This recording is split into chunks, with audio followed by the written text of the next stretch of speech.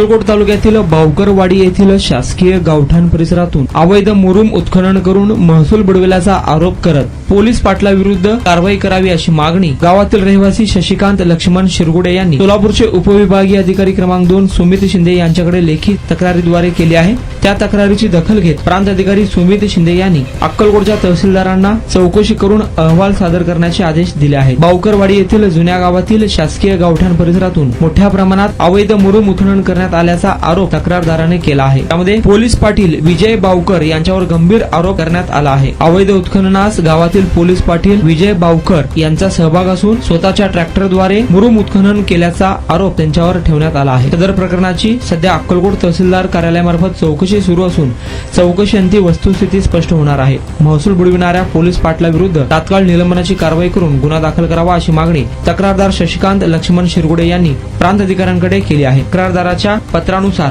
प्रांत अधिकारी सुमित शिंदे यांनी देखील पोलीस पाटील विजय बावकर यांची चौकशी करून अहवाल द्यावा असे आदेश तहसीलदारांना दिले आहेत। या अवैध मुरुम उत्खनन प्रकरणी पोलीस पाटील विजय बावकर यांची देखील प्रतिक्रिया काय असणार आहे याकडे सर्वांचे लक्ष लागले आहे।